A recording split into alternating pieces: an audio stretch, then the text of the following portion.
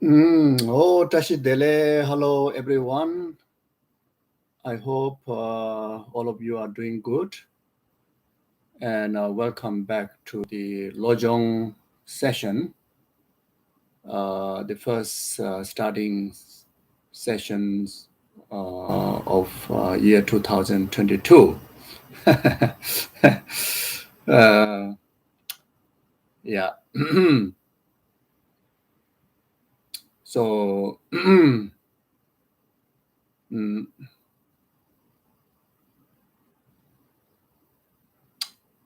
yeah.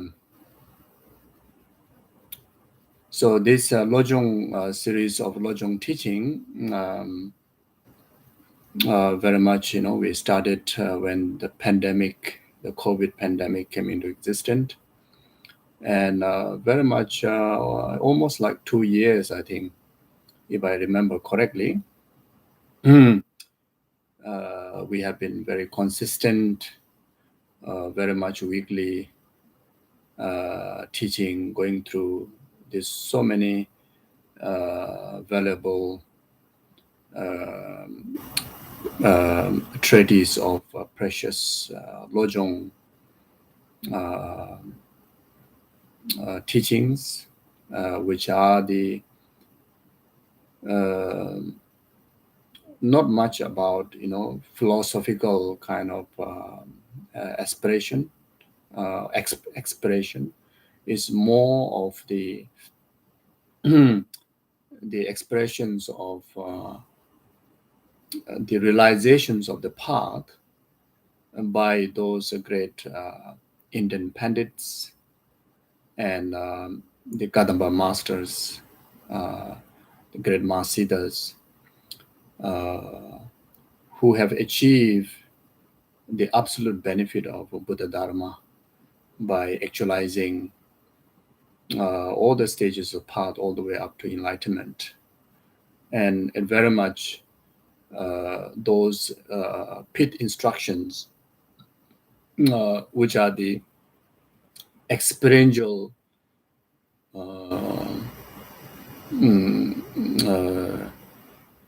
guidelines or the techniques that, and according with the unmistaken path that Buddha have shown,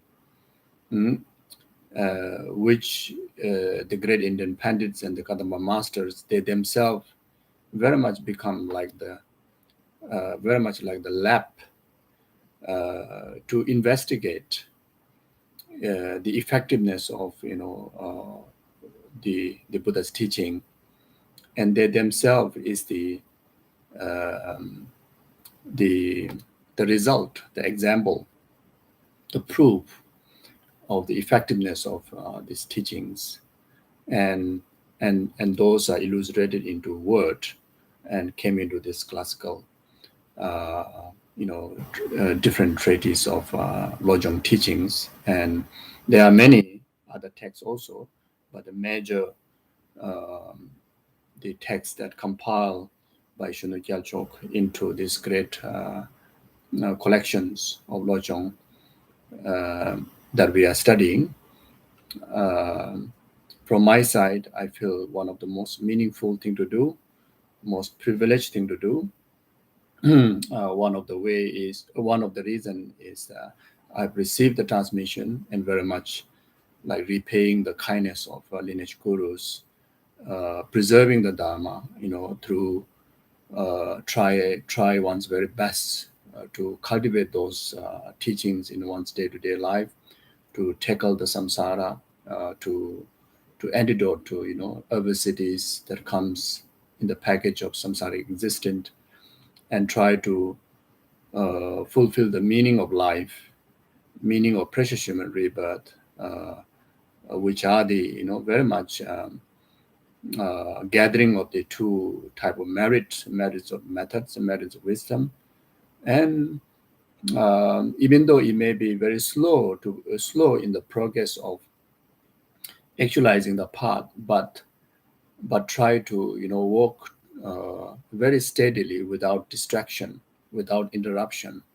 Even it may take many countless of eons, but at least at this very point, while ourselves is conscious about our own way of thinking, our own way of motivation, our own way of directing our life, that at least brings some kind of confidence in ourselves that this is my way, this is my way of life, and this is my journey, and very much kind of accumulating, as much as complete courses as possible to very much design that, your future life also, the future time also, will carry on the legacy of your present life in the Lojong practice. So and then one of the another way to repay the kindness of the past masters in relation to this teaching is for us to engage in discourse, for us to share, through transmissions, through oral transmissions, through commentaries, through blessings, whatever way possible. So I think we all are same Dharma pupil, or the follower of Guru Shakyamuni Buddha, the great Indian Nalanda Pandits, great Kadamba masters of the Tibet, including up to the present, living Kadamba masters like His Holiness the Dalai Lama, Gyamja Lama Sopa, like my late Guru Geshe Koncho, and all your gurus. So therefore, very much, even though we may have, different manifestations of the gurus, but ultimately all of them carry the same lineage, carry the same principle of their spiritual practice.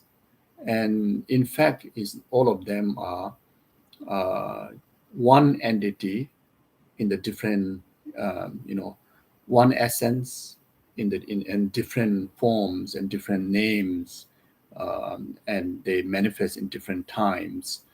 So therefore, the path where the nectar travel towards us is the very steady and without any blockage, leakage. So therefore, I think it is a very fortunate that we have such opportunity to utilize our precious human rebirth. So therefore, it's not only meaningful for me; it's meaningful for everyone. All of you who are referring to these Lojong teachings. I believe that at the very time of the Lojong session, our concentration is very much focused on try to apprehend the very much of the understanding of the meanings. Meaning of the text, even just try to remember the wordings and the word meanings and the general commentary on the teachings. So there's not much kind of enough time for us to really carry into deep meditation. So therefore, immediately, you may feel inspiration when you refer to the teachings, but you may not feel the very deep impact, like kind of drastic transformation that is happening due to the teaching. You may not feel that immediately, but just matter of time, especially when we have some kind of break from the course of the teaching, and especially when we are put into a certain kind of zone where the adversities of life comes in our way, or even in the good time, that where we feel that that we need to focus on striving our meaning of life, then when we go and look for the tool or to bring meaning of life, or to search for the antidote to overcome the adversities, then very much that all these Lojong teachings are the first thing may occur into our awareness. And that very time, then when we start to integrate deeply into meditation, then there we start to see very steady it's very much the real transformation kind of happens. So so therefore during the the Lojong teachings, the weekly Lojong teachings, is more of of course is inspiration, and to receive the transmission. I think that is another most important, the transmission of the teaching, which is the pathway to receive the blessing, which will eventually impact to actualize the realization. Then it's very much like kind of guideline for that very week, or guideline until to the next session, or whatever teaching that we discussed in this week. After the session, individually try to find as much as possible to read through the text again, then and try to do some degree of meditation whenever it's possible, and try to summarize the meaning that you learn, and translate into something that which is easy for you to remember and easy for you to understand, to apply as a guideline, as an antidote in our day-to-day life. So I think that is I think the main focus as far as concerned with first teaching to the second teaching. So then when you go to the next teaching, you may very much like kind of forgotten what we have even discussed in the last teaching, and that's all right. That's all right, because when we start the new session, freshly there's a new teaching, and you can focus that particular week on that teaching. It's fine, but at the same time, you are in the position that you will never lost the imprint that you have achieved from the previous teachings. And as I mentioned before, when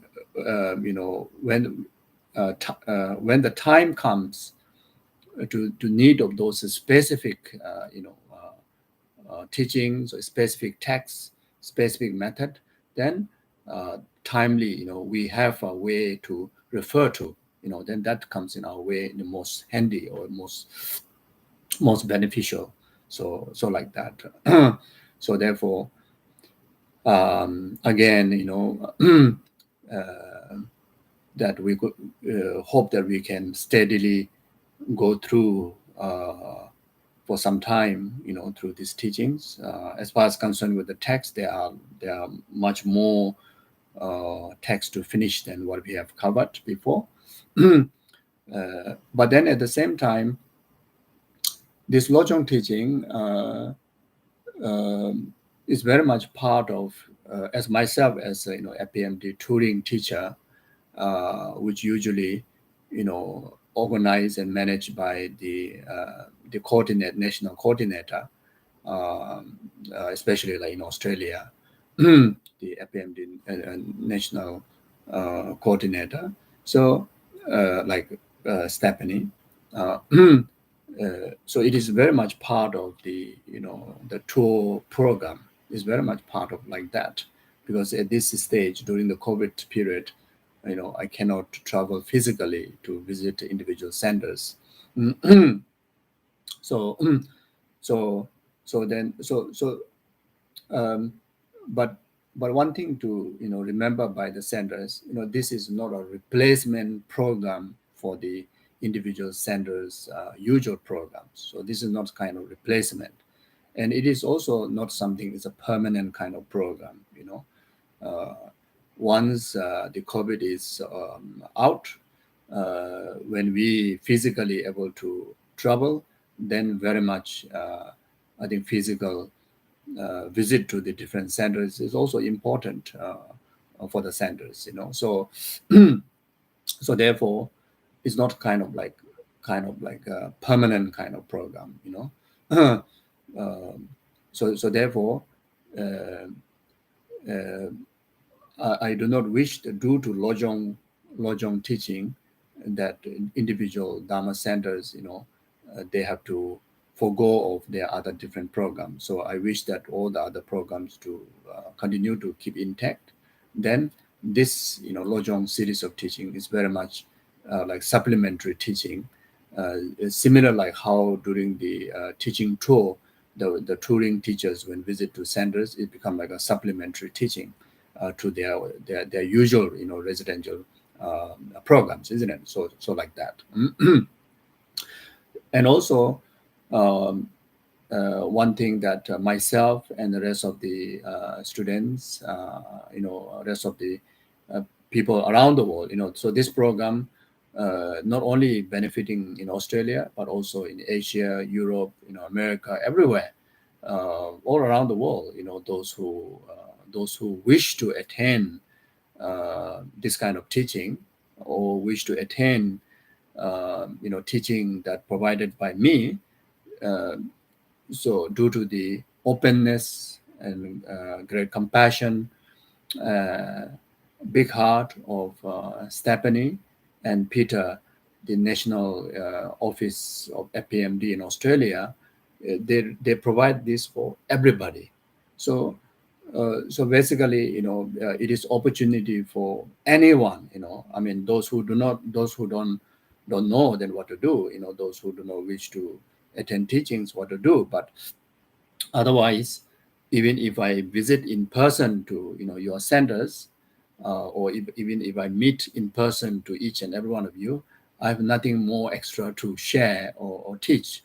It's very much what I'm doing now. The only thing is physically we cannot meet, but otherwise the Dharma, the teaching wise, is very much the same. So therefore, uh, in one way is in fact is even greater benefit through this kind of platform, through online, that able to reach to everyone, whoever wish to attend Lojong teaching and attend the teaching that which uh, uh, that I'm providing. So the gratitude, appreciation, totally goes to Peter and Stephanie, and especially Stephanie, that who need to put a lot of effort, uh, to weekly, putting a reminder, a poster, and the archiving of the recording,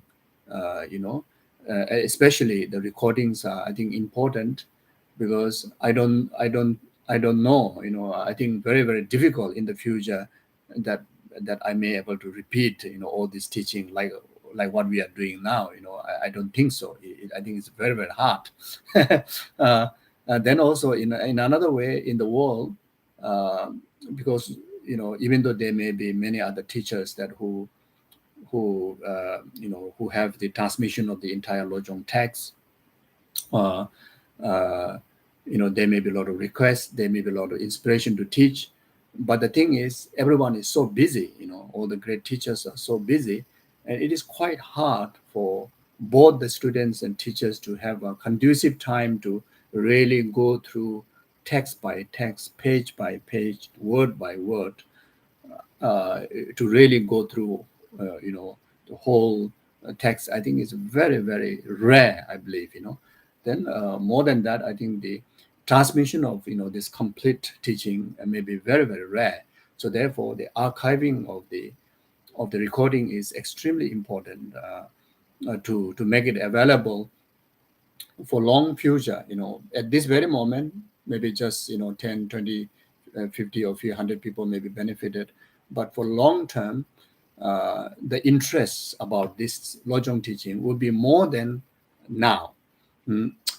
Because in particularly the Lojong teachings are very much one of the most richest the like a psychologist wisdom, especially tackle the very destructive degenerated mind of our time, and the times are degenerating every single moment, and the teaching, the method to tackle that, we ever need more, even more in the future. So therefore, so in any way, my point is, the national office, they put so much effort. So the Stephanie, they put so much effort. So I really appreciate and thank on behalf of everyone that who will benefit from this teaching now and for long future.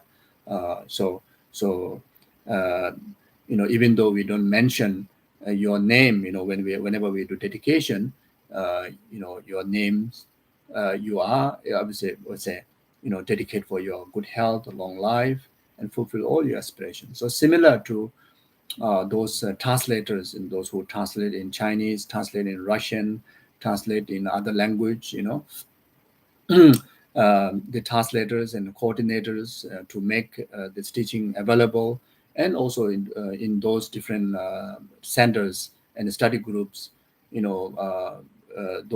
those who lead to make available of this teaching. I heard some centers, they refer to the recording and they go through another round of discussion, contemplation, so organizing that require a lot of effort. So I also like to take opportunity to thank each and every one of you. Ultimately, we try our best to stay intact with the Dharma preservation through study and practice, among the spiritual groups, like such as FPMD Dharma students, and also the other students who inspire to connect with this series of teaching like that. So I thank each and every one of you. Okay. So before we start, we come together and dedicate these few powerful mantras, practices, which we will do that on the basis of bodhicitta motivation, also the motivation for the teaching, and that motivation also we set on the basis of proper refuge in Buddha Dhamma Sangha, and especially today this practice we dedicate to the one of the most great master of our time, the Venerable Thich Nhat Hanh, who just passed away, who passed away in the parinirvana. We dedicate for venerables all holy wishes to be fulfilled, and may manifest into this world with numberless different manifestations to lead sentient beings from misery, free from misery, to the path to enlightenment. And also, we have also lost one of another great spiritual leader and the peacemaker, Desmond Tutu. So in the recent past, two great leaders of peace, leaders of genuine spiritual practice, we have lost them in our world. So it's such a great loss. So therefore, we take this precious opportunity to express our gratitude to them, and try our very, very best to fulfill their aspirations, which is peace and happiness and virtue, by in our very best to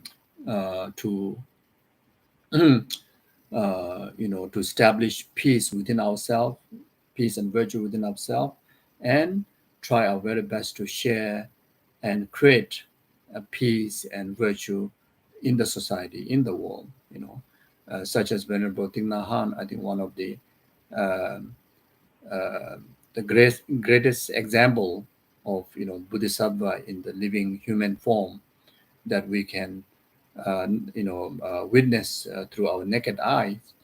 uh, when we even refer to his physical being, uh, we can see the most subdued, most peaceful, gentle kind of being. Even when he walks so peaceful, gentle, really like the arahats. Then when he speak, always speak wise, virtue, peace, compassion, and also the tone, very soft, very kind way. Then no question about what they cultivate in their heart is altruism. So they are, bodhisattvas emanation, who really, bless our world so much. So therefore, ourselves also,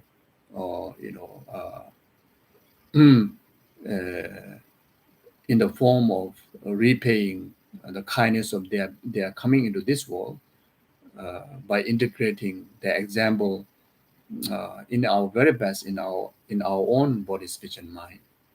From now on, more than before, we try our very best to speak kindly, gently, wisely, and move physical movement, walking, etc., as gentle as possible, as mindful as possible, and our heart, try to, as much as possible to um, uh, bring, inner peace through cultivations of altruism, love, and compassion. Then uh, try our very best to, uh, express the altruism to rest of the numberless sentient beings in our very best. So that way, I think, these holy beings existing become meaningful. Uh, the purpose is fulfilled, at least, in relation to our own individual level. So like that.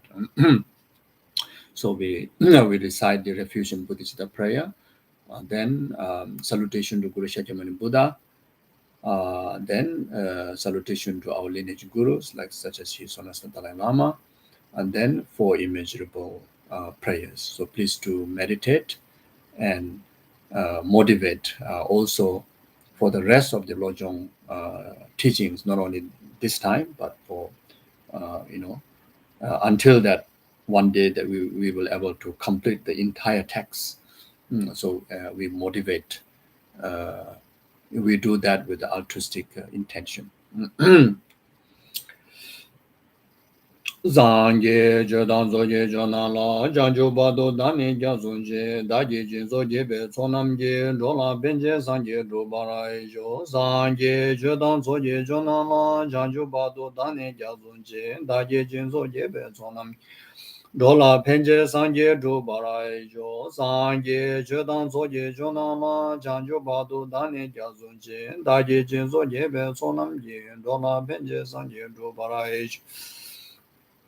Sangye Jodan Zoni Jonan La Janju Bado Dani Jazunje Daji Jinzo Jebe Sonamje Dola Benje Sangye Dubarai Jo Kange Doze Nezone Dawa Damji Bambe Jere Dambe Jene Denze Bango Namde La Cha Tse Lo Tonyi Ninje Sundo Jobe Lama Tseje Senjo Kanje Dende Chana Bemo Denzen Jazo Sowa Debzo Daji Chinge Lo Semje Damje Dewa Dan Deve Judan Dembra Juji Semje Damje Dunga Dan Dunga Je Judan Rawa Juji Semje Damje Dunga Mebe Dewa Dan Minra Wa Juji Semje Damje Nire Jadan Nidan Rave Dan Yolan Nebra Juroji Semje Damje Dewa Dan Deve Judan Dembra Juji Semje Damje Dunga Dan Dunga Je Judan Rawa Juji Semje damje dunga me ben dewa da mi da wa ju je semje damje nyere ja da ni dan da we da nyo la ne bra ju ro je semje damje dewa da de we ju dan dem bra ju je semje damje dunga da an dunga je ju dan da wa ju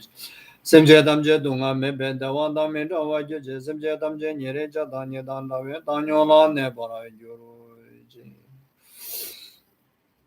Yeah, then we also dedicate this practice for anyone um, going through sufferings, in particularly among the you know families and friends, anyone who's participating in this teaching, then any other sentient beings, who are going through uh, health issues, financial issues, relationship issues, whatever difficulty that they may be going through, may this practice and the dedications of the merit from this practice be the complete cause for them to overcome that and able to have a meaningful, happy, virtuous life.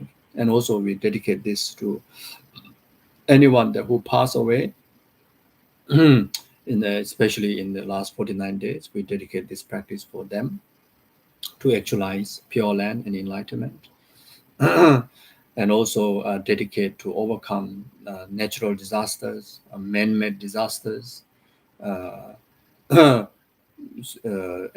the world to actualize peace and virtuous environment.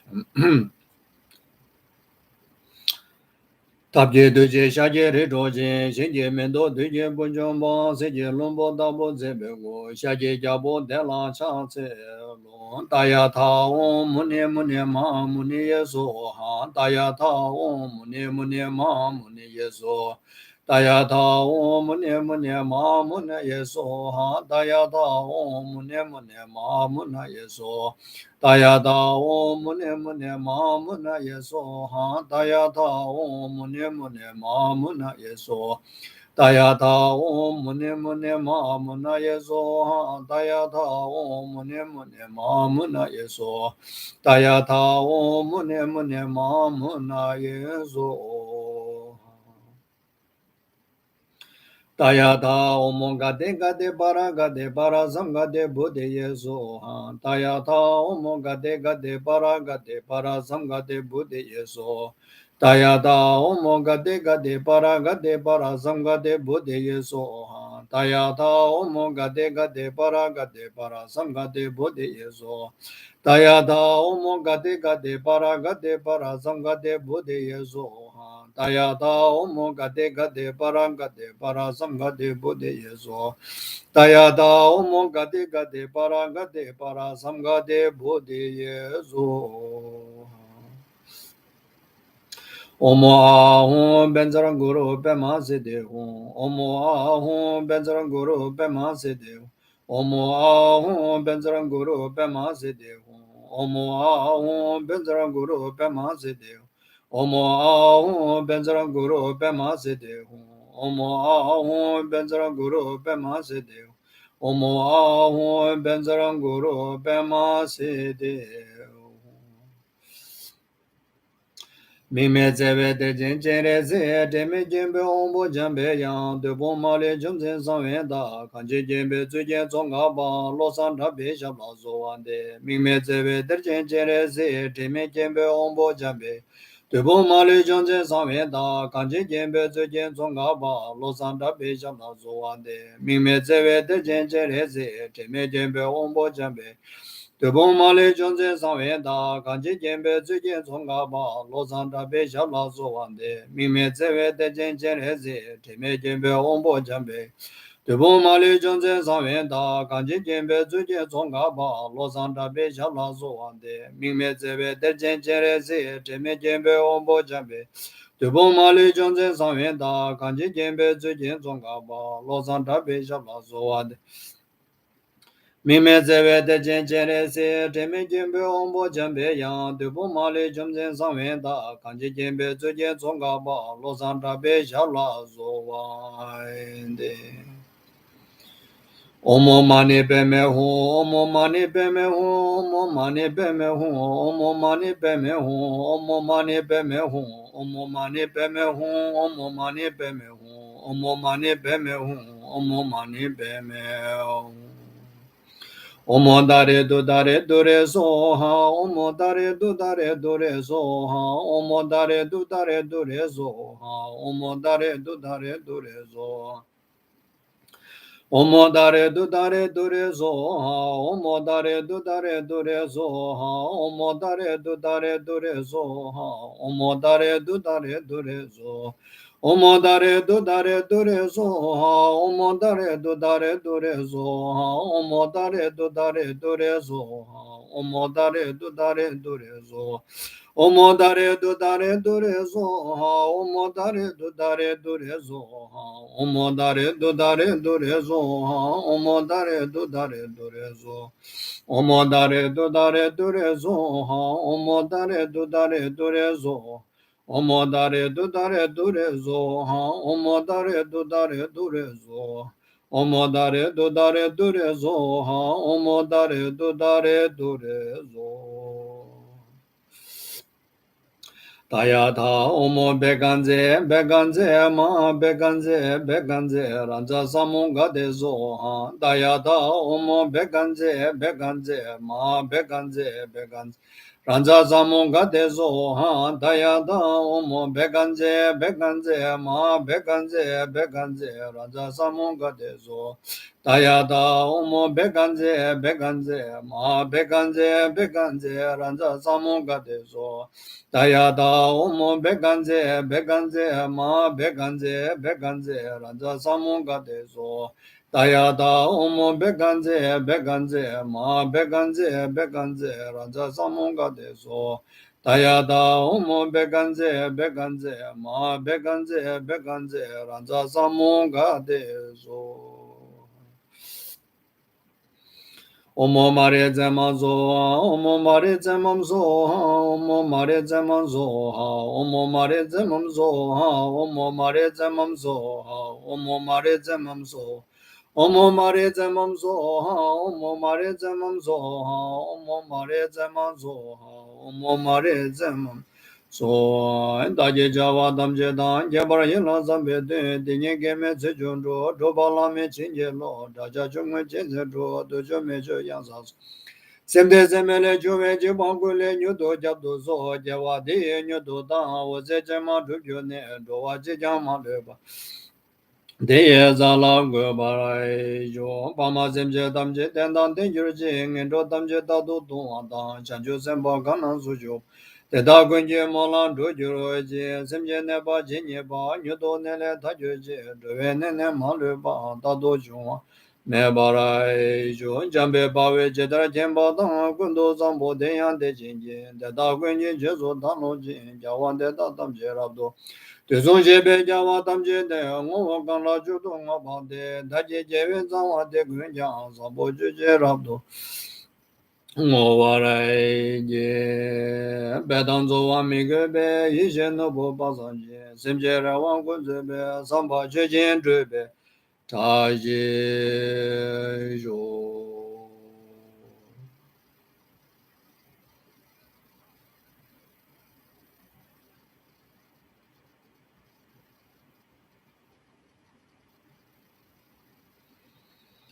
Okay, thank you very much. Thank you, Tuje Che. So yeah, so if you are using the same volume of text, then we are on the page 207. The title of the text is Two Yoginis Admonition to Atisha to train his mind. So we will start from here. So I think it's a very auspicious for this year to start with, particularly, this very text, which is the admonition,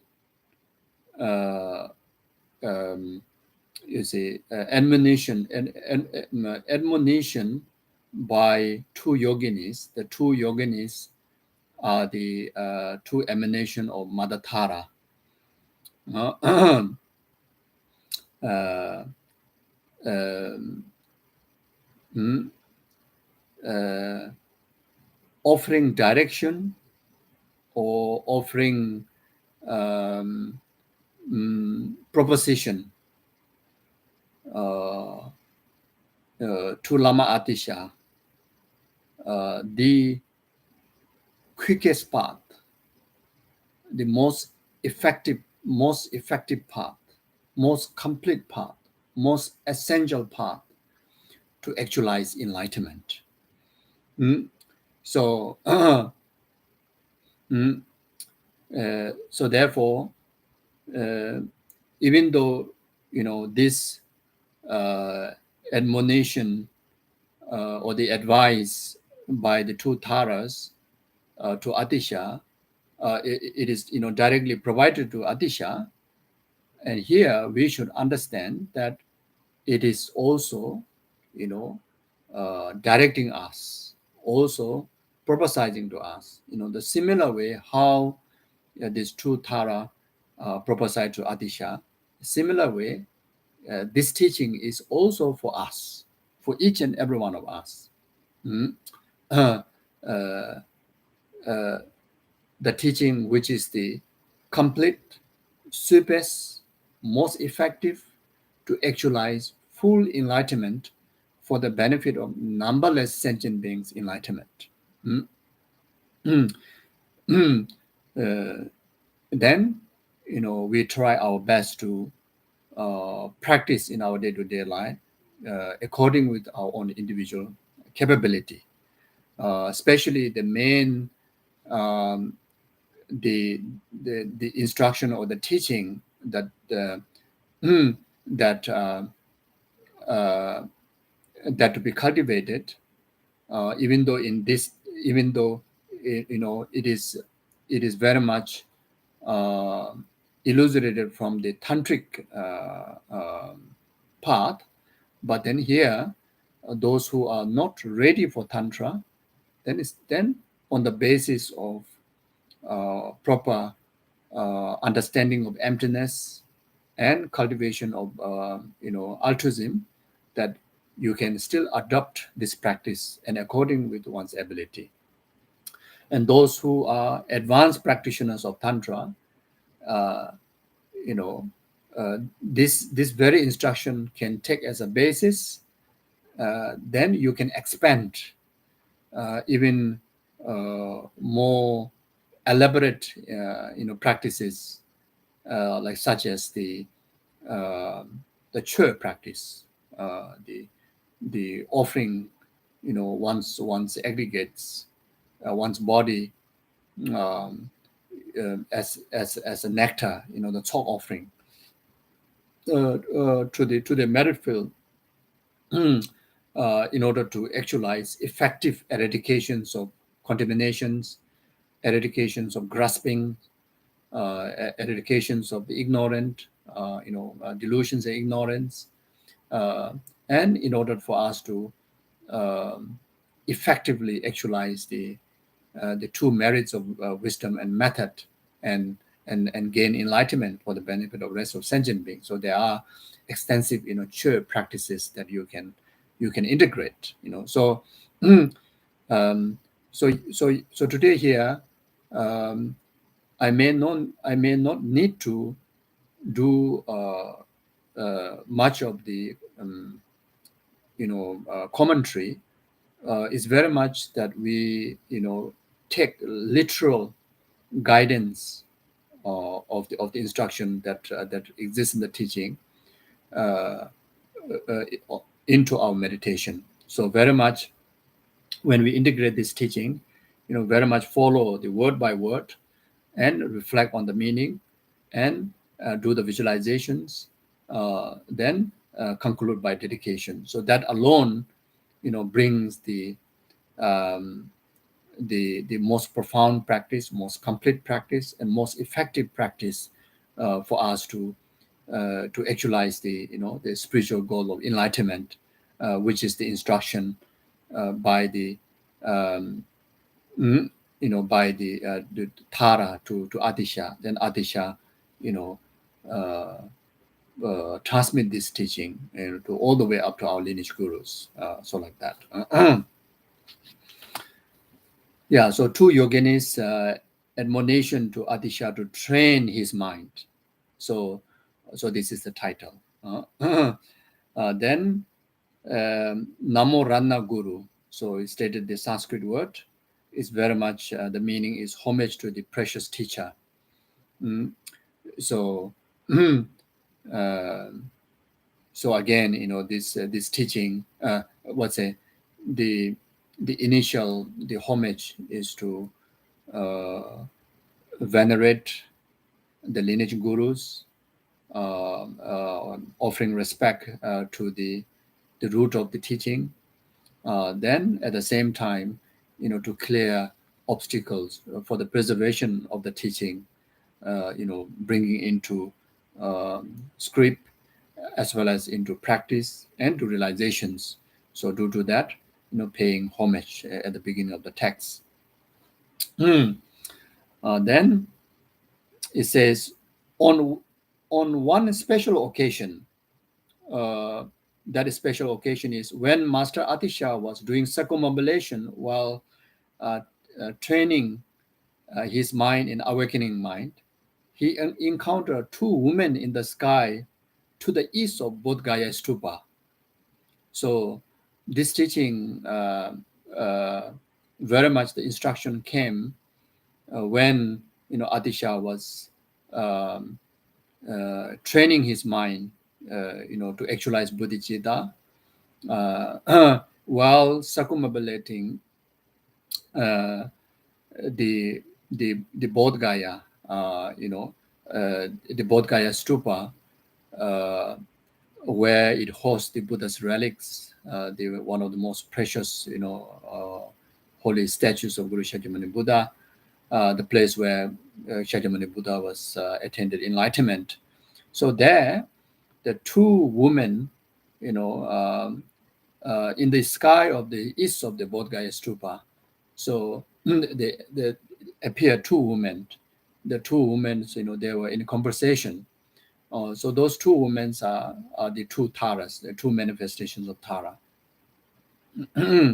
So the east of the Bodh Gaya Stupa, the exact place where one of the Tara, dissolve into, that we can witness, when we walk towards the main stupa, main stupa door before directly facing the Shakyamuni Buddha statue. There's at the left side there's a small hut. So in there, there's one small statue. It's very much like a stone statue on the wall. So that statue is the one that where one of the Tara dissolve into it. So like that, yeah. So then the text says, their physical appearance transcended that of the human realm, but was not fully perfected like celestial God. They were adorned with all kind of ornaments. They really appear like the woman with like beautiful ornaments, and the physical appearance is like kind of like a semi god or human like that. The younger women inquire of the older one the following. So this transmission came in the very skillful way. In very much the two women are in conversation. Then very much the Atisha, who is longing for the spiritual answer, the answer to his question. What is the quickest path to enlightenment? It's not like kind of directly come to you and tell you what to do, but it's very much, this is like a skillful display of the enlightened beings. So it's two women in conversation. That's how that Atisha got the message. So the conversation was In what method should those who wish to swiftly attain full enlightenment train? So this is the question. In fact, Atisha has this question. The question that the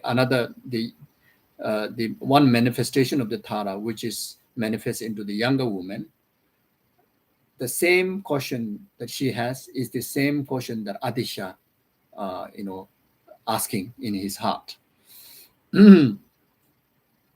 Then the older one replied. The older manifestation of Tara replied this way: those who wish to attain full enlightenment should train their mind in awakening mind.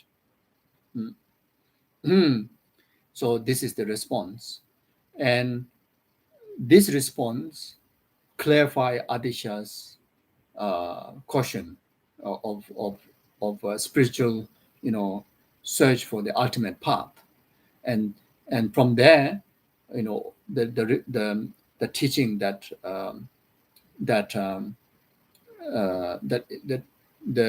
teaching relation to this, came into existence, and also this instruction caused Lama Atisha to travel to Sumatra, Indonesia, to meet his root guru, Lama Serlingpa, to receive the transmission of the 7 cause and effect training to actualize bodhicitta, the lineage that came from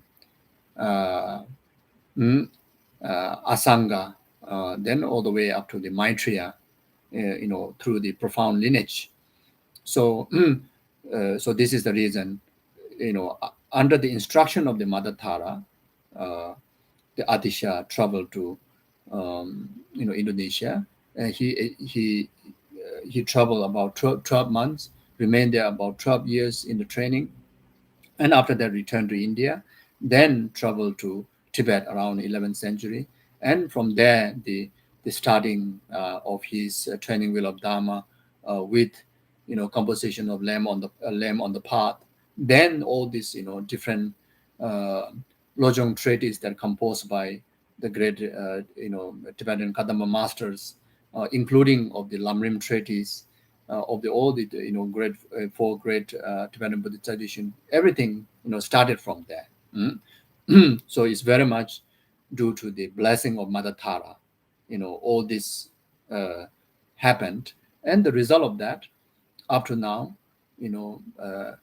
witnessed by our human naked eye, such as these great 17 pandits, all of them have actualized bodhisattva path and enlightened, and all those earlier Gautama masters, then including the later Gautama master Lama Tsongkhapa, including of the the present times of such as Yisona Dalai Lama, such as like Gyabje Lama Sorinpoche, such as like the late Geshe Lama Koncho.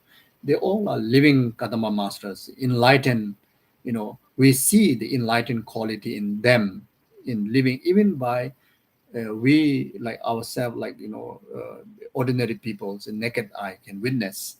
So all these are very much started in this human time, by the blessing of Mother Tara. So therefore, it is saying that no one have actualized enlightenment without relying on Mother Tara. Even in the tradition of the Nalanda Pandits and tradition of the Tibetan great Mahasiddhas, and the Gautama masters, there's no one have actualized benefit of spiritual realization without relying on Mother Tara. You see, so and within the 4 great deities of the Kadamba tradition, which we have discussed in the earlier time, the one of them is the Mother Tara. You see, so therefore, from here we can understand that Mother Tara is in fact our main meditational deity. Those who practice Lojong, those who practice Vajrayana Buddhism, those who practice Tantra. You may have many different other meditational deities, but the central meditational deity, Mother Tara is like naturally becomes central meditation deity. Those who practice Lamrim, those who practice philosophy, treatise, those who practice Lojong treatise, also those who rely on the instructions of the guru, and cultivating their spiritual practice. So the Mother Tara is the central deity, like that.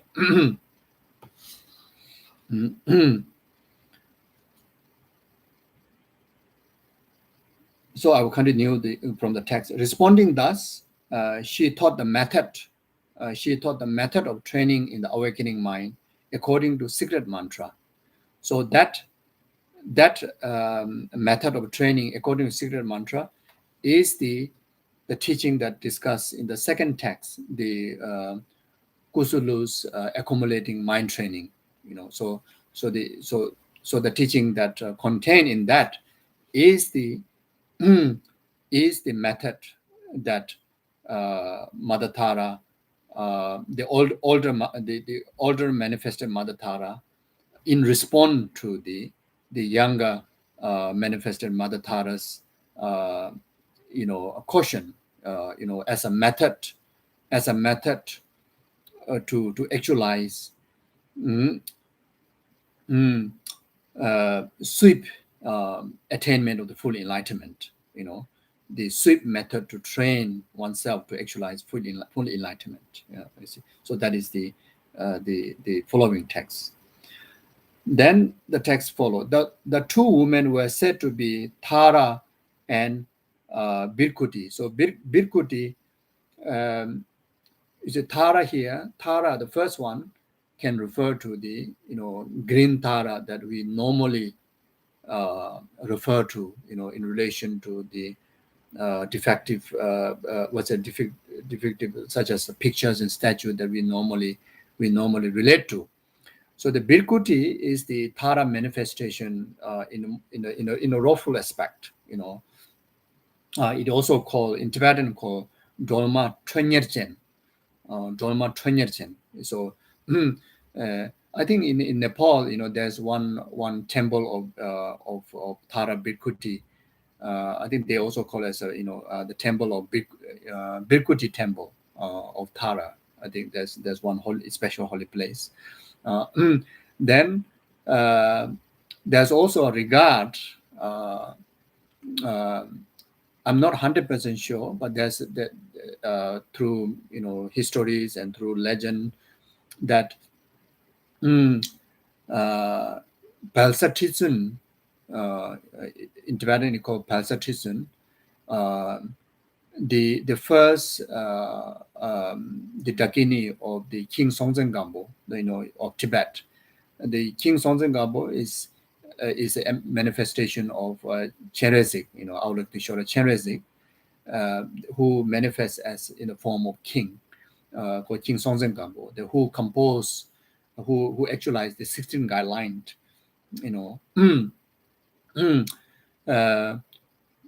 so he had two wife. One is from Nepal, one is from China. The wife from Nepal, called Pasatizan, and in Sanskrit or Nepali language, is called Birkuti. Birkuti, the same name. In any way, there's no clear clarification of she's direct emanation of the Tara Tonyetchen, but she's definitely regarded as emanation of Mother Tara. You see, so she in fact one of the principal role that who play for the preservation, for the actualizations of the Buddhism, in particularly Tantric Buddhism in Tibet, including of the preservation of the Lhasa Shakyamuni Buddha statue, that Buddha statue which blessed by Buddha himself. So she play a great role in the preservation of the Tibetan Vajrayana Buddhism. So in any way, all her activities are bodhisattva's activities and enlightened activities. So therefore, from there also, without doubt that we can understand as a manifestation of Tara. So in any way, like that. So here Tara and Bhikkhuti. So these two different type of Tara. Yeah, two different manifestation of Tara. Sorry. Then I continue from the text. It says Atisha transmitted this to Geshe Domtemba. Then he to Chekawa. So Atisha transmitted. Atisha is the Indian Pandit who brought this teaching from India to Tibet. Then the first, Tibetan master, the starting of the Kadamba master as a Tibetan person, which is the Geshe Domtemba. Then to the following, Kadamba masters, the Geshe Chekawa, he to Chayul, Geshe Chayulwa, he to Tsangpa Rinpoche, he to Halungpa, he to Sangye Gompa, he to Samse Risangpa, he to Sangye Gompa, Changchup Kyap, he to Yishe Shapsil Vajra, then he to Tanyue Shap, he to Buddha Radna, to Buddha Dharna at Lo Monastery, then he to Kittisila, he to Jaya Bhadra, he to Punya Radna, and he to me here referring to Shunu Gyalchok Kuncho Bang. So this is the trace of lineage up to Shunu Gyalchok Kuncho Bang. Then these teachings, they transmit to the latter great masters. The lineage exists up to today's masters. So now we move to the second chapter, the second text, which is on page 209. Yeah, 209.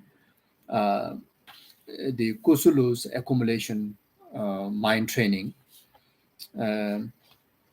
So the teaching contained in this text is very much kind of condensed summary and more lighter form of the Kusula's accumulation of mind training practice, or Kusula's the yogas of practice. The more extended one, as I mentioned before, can relate to the chur offering, the cutting, the grasping, danzin chur, such as such chur practices, that you can relate to that. So of course, in order to practice chur, first you need to receive the chur initiation, then you need to receive commentary, then in order to do that, first we need to have a proper foundations of understanding, good understanding in emptiness, very stable cultivation of bodhicitta, then also perfect, pure, stable guru yoga practice, then on the basis of the permission and the instructions of the guru, then you someone that carry genuine courage to perform this very, very intense practice of destroying the self-grasping through the chur practices. So like that.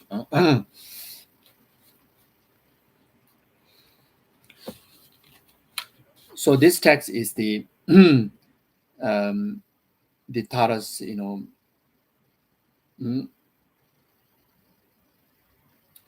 the teaching that transmitted through Tara, which is the method of training awakening mind according to secret mantra. So the title of the text is Kusulu Accumulation Mind Training. So it says, Master Atisha said, this practice of Kusulu accumulation is the source of great merit. It shakes the very trunk of silent existence. He stated that there are the following 8 benefits to Kusula's accumulation practice. So those 8 benefits are, it helps you savor grasping at the body as ordinary.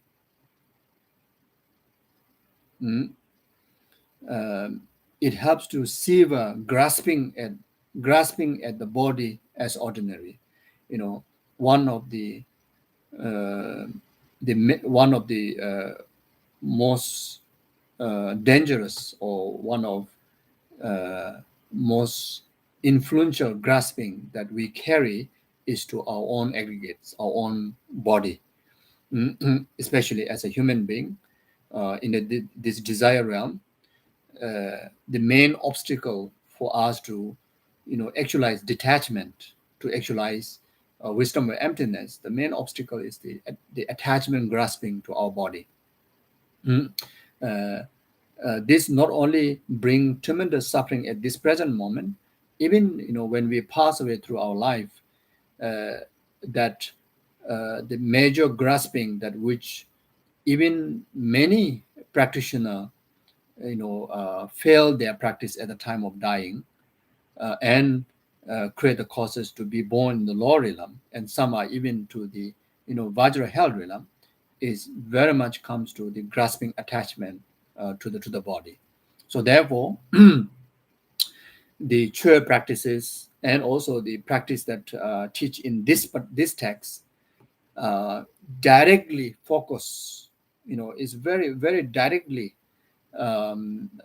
targeted to kind of peel away the attached grasping to the body, the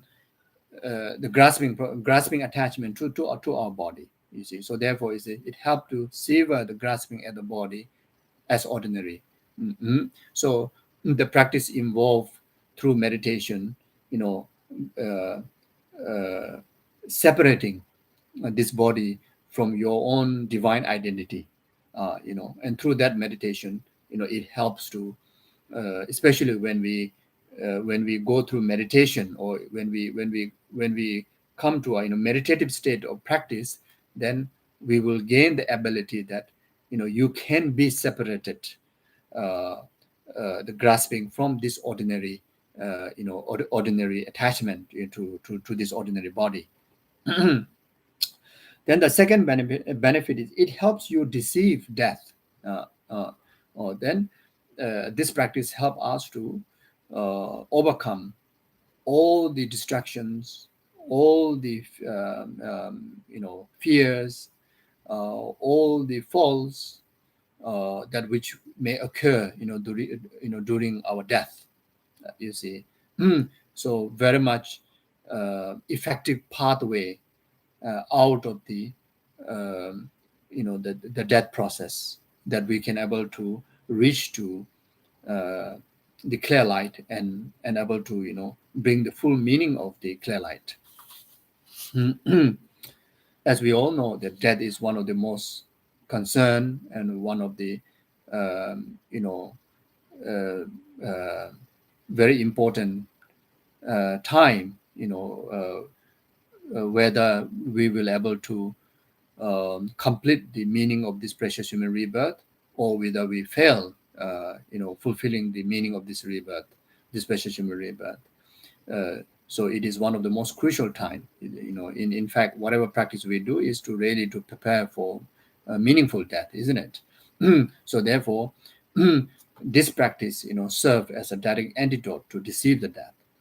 The third benefit, it helps you restore damaged commitments. It is also so powerful to purify, like such as tantric commitments, all the commitments. It also helps you to effortlessly recognize dream as a dream. Without recognizing dream as a dream, there's no way we can able to utilize the clear light as a path, you see. So we need this training to be able to recognize dream as a dream, so that way we have a easy pathway to actualize clear light onto the path. So this practice also serve for that. Then the fifth benefit, this guard against persecution.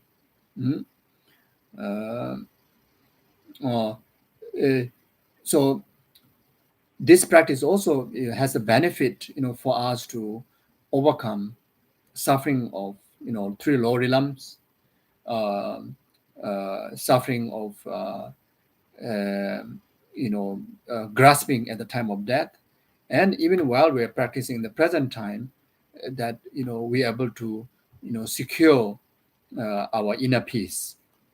We can guard ourselves from the delusional distractions, which bring very drastic emotional sufferings, hallucinational sufferings, isn't it?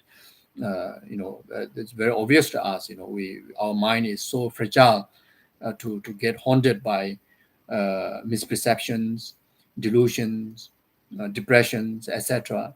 So when you practice this, you gain the resistant immune system to overcome that. Then the sixth benefit, it helps you recognize pure illusory body during the intermediate state. So if in case that we are unable to actualize clear light onto the path, then when we pass through the intermediate state, it also give opportunity for us to actualize, enlightenment in the intermediate state, by having the capability to recognize, pure illusory body, then achieve the full enlightenment in the Sambhogakaya state. Then the seventh benefit, it helps you to realize both common and supreme attainments. The common, when you practice this, then easy to, the common attainments is very much like, easy understanding of the Dharma, easy, realization on the stages path of Lamrim and Lojong, etc. The supreme attainments, like such as the generation and completion attainment, of the tantric path, including of the enlightenment. So you see, so it is a great resources, to make us to easily, realize the path, both common and supreme realizations.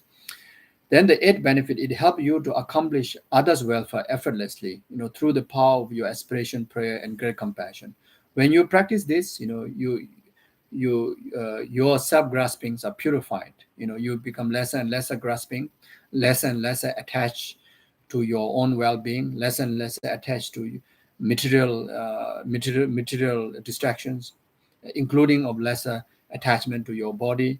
Then you naturally develop very strong, genuine, sustainable altruistic aspirations, then altruistic prayers and great compassion. So that way, even when you pray to someone, your prayer becomes so effective, so powerful. Then when you pay attention to others when they are suffering, like generating compassion, the compassion becomes so effective. Becomes so effective. In short, your help, whatever tool that you use, such as dedication of prayer, etc., everything becomes so effective to heal others' suffering. So that much power. Okay, so I will just very much read through it. So then it says, when you undertake this meditation, first sit on the comfortable cushion and make sure that you have adopted the appropriate physical and mental posture. So physical posture, the best is do the 7 Vajrayana meditation posture. Okay, then the mental posture is very much to take proper refuge in Guru Buddha Dhamma Sangha, then generate altruistic motivation. Then also this meditation beneficial to do, at the initial stage, beneficial to do in a more conducive place. Then eventually, then you can do this practice wherever everywhere become easy for you to meditate. Like that. Then I continue from the text. While generating the thought, how to generate? It says, I shall attain full enlightenment for the sake of all beings, and to this, and I shall engage in the practice of Kusulu's yogic instruction. So this is the motivation you should have. So you refer to the text and you motivate exactly like this. So cultivate the awakening mind. Then after that, the second important part is the visualization. Okay, so we follow it like this. Visualize your body as a hollow, like a big earthen vase. Your throat up to your crown, a picture as resembling the clear and hollow neck of the vase. Um, uh, so the first thing, what you should visualize, the entire your body as like the empty vase, empty vase. So like flower vase, ritual vase, like that. So up to your neck is the main body of the vase. Outside there's a kind of shell, but inside is completely hollow. Then from neck to the crown is the neck to the crown of the vase. Again, it's a hollow, but then there's a kind of like a shape and shell like that. So you can do this just simply thinking like that, or you can actualize this on the basis of understanding of emptiness.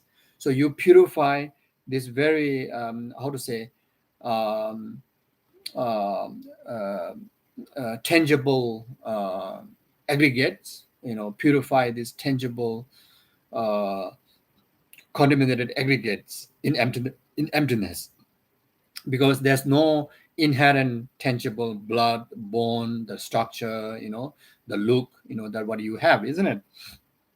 So try to bring it to complete empty. Then from that empty, then you reconstruct. The inner side is the ultimate nature, which is completely empty of nothing. You see, empty of every inherent existence. So therefore, it's like completely empty, completely non-existent.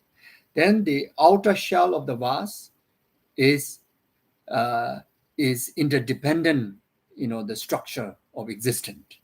Uh, so that bring about the meaning of emptiness. Exists, do not exist, but exist. Uh, you know, uh, non-existent, non-existent. I say, mm, non-existent but existent interdependently. You see, so the outer layer is to understand uh, the relative truth. The inner part of your body as a vase, to understand the ultimate truth.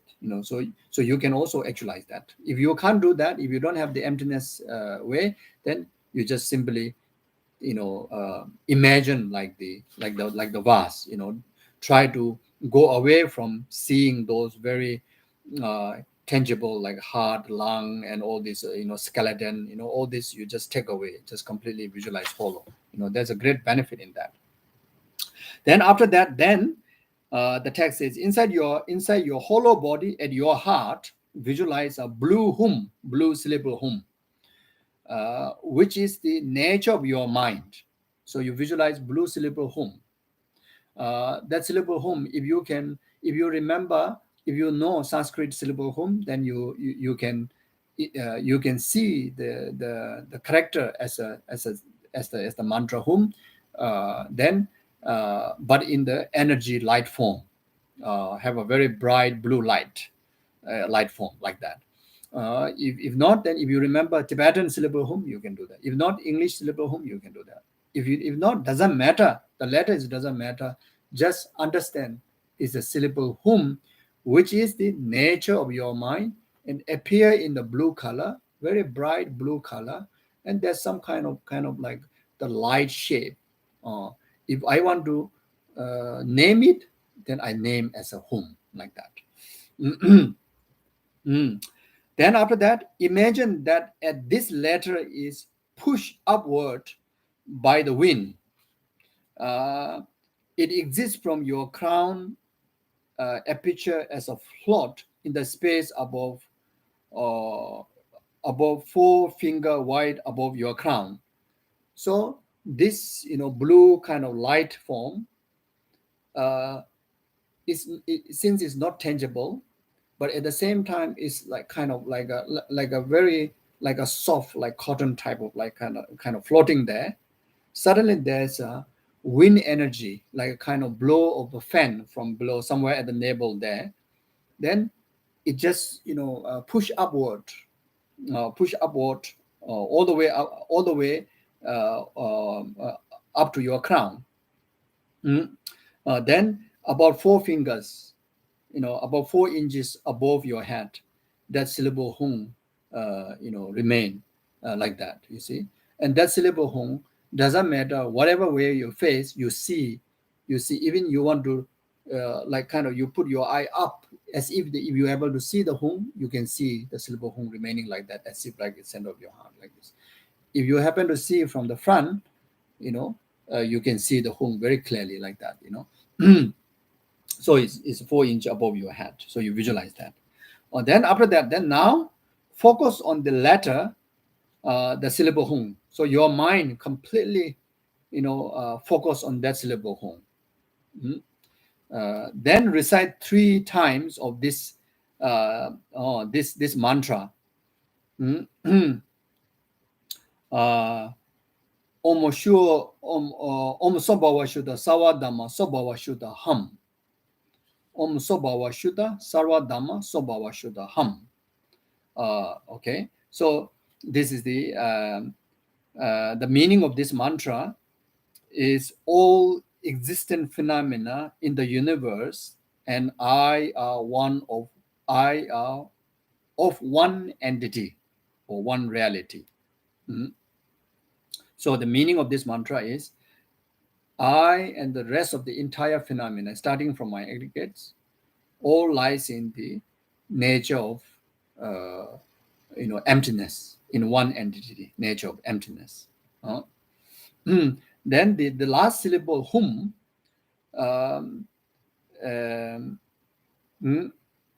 is very much understanding that entity of I and the rest of the phenomena in one entity of emptiness, that's none other than me.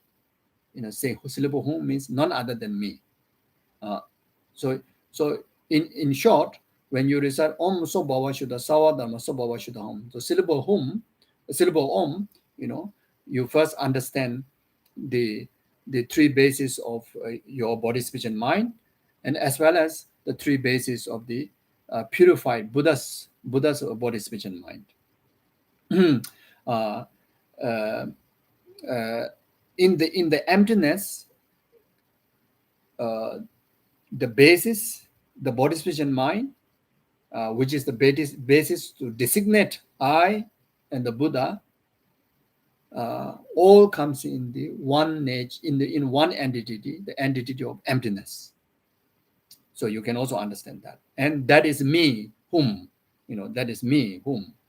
Then right after that, then also the syllable whom also understand where you hold the divine pride, that one entity is me, and that is me, the deity, or that is the me, that is the me, the deity, or that is the me that who is inseparable from the deity or inseparable from the Buddha. Okay, so like that. So you can while focusing on this syllable hung.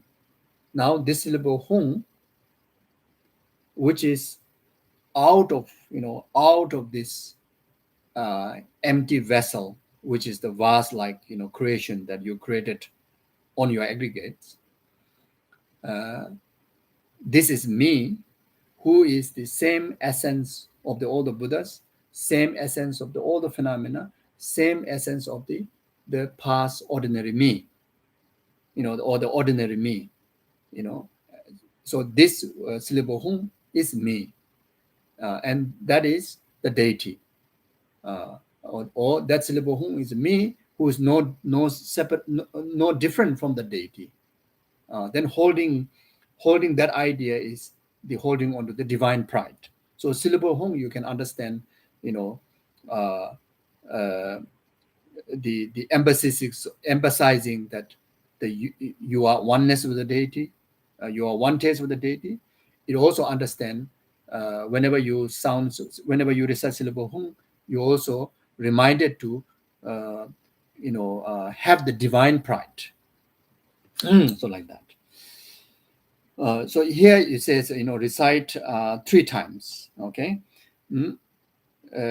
So I will continue from the text. And it Om Sambhava Shuddha Sawadama Sambhava Shuddha Ham, and perceive this as a mere dream or mere magical illusion.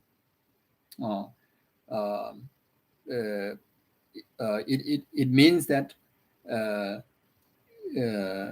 that I, the phenomena, the state of the the Buddhahood, everything everything exists mere mere like the dream, mere like a magical illusion.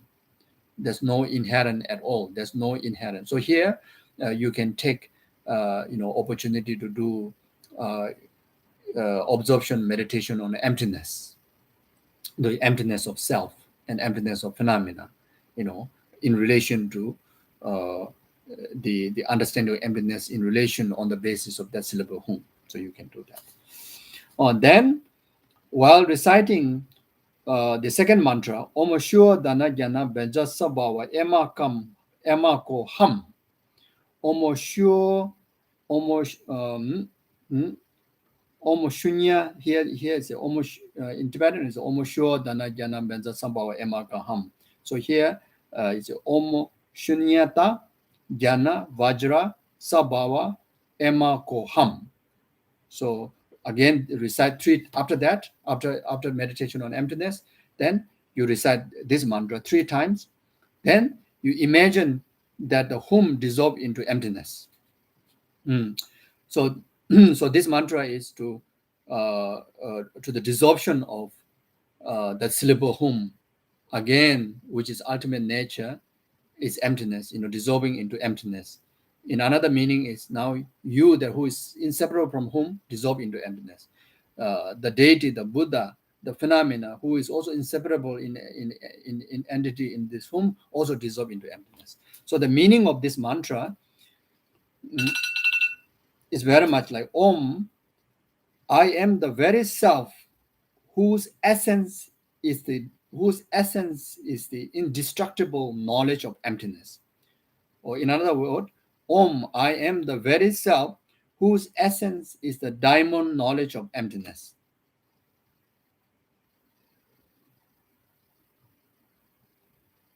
You can also understand, I am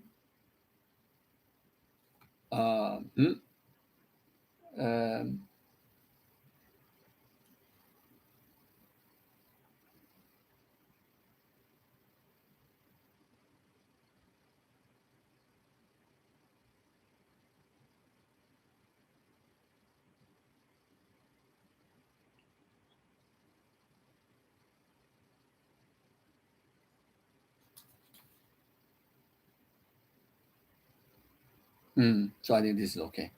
Om, I am the very self whose essence is the indestructible or the diamond, knowledge of emptiness. Yeah. So in short, when you recite this mantra, then you visualize, the syllable hum dissolve into emptiness. Then from there, I will continue from the text. It says, from within this state, means from within the emptiness state, after the hum dissolve into emptiness, then from that emptiness state, from within this state, visualize that an orange lotus appear in space, melt into light. So from that emptiness, completely vast, serene, emptiness, field of space, then there's appearance of orange color lotus in that space of emptiness. So in that space of emptiness. So right here, when you are doing meditation, right here, there's no tangible, concrete phenomena exists at all. You see, at all. You see, yeah. So therefore, everything in the actual kind of experience of voidness. So in that voidness, then orange lotus appear in that voidness, and that that orange lotus melt into light, then become a lotus cushion. So melt into light, then become a lotus cushion. So from within this state, visualize an orange lotus appear in its space, melt into light, and become a lotus cushion. So the lotus cushion you can visualize as like an 8-petal lotus cushion, like that. The lotus cushion will carry like 8 petal, like how usually we visualize something like that. Then on this, evolving from syllable A, so evolving from syllable A, visualize a mundis upon which stand a red bum. So then after that, on the lotus cushion, on the lotus cushion, then there's a arising, there's an appearance of syllable A. Then you visualize that, and that syllable A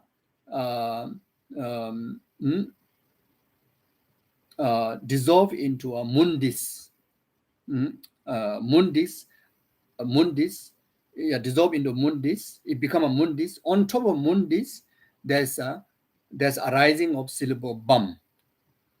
There's a arising of syllable red bum. So here the visualization is very much, related to the Vajrayogini's practice. You see, so here the syllable bum is the syllable of Vajrayogini. So you visualize the red syllable bum. Then this melt into light, or this syllable red syllable bum melt into light and become a curved knife. So if you look at Vajrayogini's picture, one of the staff is the curved knife. So this melt into light, then from that light again arising, miraculously arising curved knife, and on it, on its handle is arising. So the handle of the curved knife, arising of syllable A, then the red bum standing on mundis. So arising of syllable A, then the red bum, standing on the mundis. Then after that, light rays emanate from this curved knife, touching all sentient beings. So you visualize like that. As this cleanse their negative karma, obscuration, imagine that all sentient beings become sister yogini. So after emanating, each and every single numberless sentient being receive that infinite, the light rays. The moment light rays touches, it cleanses all the negativities and sufferings, and right there, the light hooked, all the sentient beings and abide them into the Vajrayogini, Vajrayogini, actualize, in light, actualize, actualize Vajrayogini, become a sister Vajrayogini. So here the sister yogini is referring to Vajrayogini. So you understand that every being become Vajrayogini. You think like that, you visualize like that. Then visualize that the light rays are drawn back and dissolve into the handle of the curved nerve. So it's very much like a magic like that, you light rays, then up there, zoom, sometimes you can see in the movies, so you can the light rays, withdraw back and dissolve into the curved knife. Then now the second, as a syllable red bum together with the curved knife melt, that also melt into light. Imagine that your mind transforms into a yogini as a depicted in the painted icon. So when the light rays hook back, yourself, miraculously turn into a Vajrayogini, look exactly like Vajrayogini. You see, so in this meditation, if you can look at the picture or statue of Vajrayogini, will be very beneficial. So, Vajrayogini is in the female form. So even a man, especially for female, is easier because the body structures are similar to Vajrayogini. For the male, it give you even great opportunity for you to really to tease, to purify the ordinary grasping on this ordinary impure body that you carry as a male body. So it's a very, very powerful practice. Uh, you know so you really tease your concentration and your meditation. How much clear and how much clarity of you become exactly like a Vajrayogini, and have the conviction that there's not even a one single part of your body that kind of doubt that you have been a Vajrayogini like that.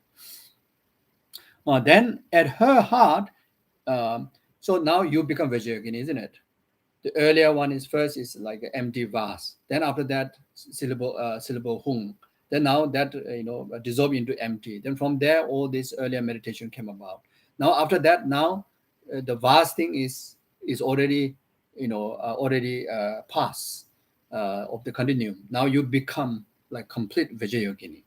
Okay, so now at the heart that you are Vajrayogini, at your heart there's a red syllable bum standing on the mundis. Is a heart at your heart chakra there, the syllable red syllable bum standing on the mundis, which evolving from syllable a. So where this syllable red uh, uh, mm, um, mm, at heart at her heart is the bum standing on the mundis, standing on the mundis. Where this mundis come from? This mundis is evolved from the syllable a. So even though you haven't visualized syllable a before, for your understanding, where this moon suddenly come from, then you understand there's an energy, there's a natural energy that which is the syllable a, where the mundis come from. So you can relate this understanding to the rest of the other syllables also. So therefore this is not magic. This is not magic because there is a substance, because there's a basis. There's a relative basis. What is that relative basis? Are all the 6 syllables. So therefore it's not imagining. You are really actualizing in real, you see, through a dependent correct causes, you see. So that's what the 6 syllable play the role. So when you do this visualization accordingly, that itself is good enough to purify ourselves and actualize the benefit. It's not just simply do imaginary kind of just imagining magic like that. No, it's not like that. Then after that, as light rays radiate from this, imagine that they invite wisdom beings, Yogini, from the blissful Western Buddha realm, who arrive in front of you. Or then from this syllable bum, and also the Vajrayoginis, the whole existence emanate infinite light to the to the Western Pure Land, which is Vajrayogini's Pure Land, which is called the blissful Western Buddha realm, Vajrayogini Pure Land. Then from there you invite the wisdom beings, which is the wisdom emanation of the Vajrayogini, comes towards you. It's like a snowfall, like infinite, numberless, but every single the images is so clear, complete. It's like full body of Vajrayogini appearing right in front of you. There's no way that you can miss even one part that you didn't see like that. But it's like a snowfall. Then so it's coming towards you like a snowfall's coming towards you, or like a heavy rainfall, like coming towards you like that. The snowfall is better because got a snowfall, got flags, isn't it? So there's a numberless Vajrayogini coming towards you like that. Then now very important meditation coming. Then with so there's now the use of the mantra of Za Hung Bam Ho.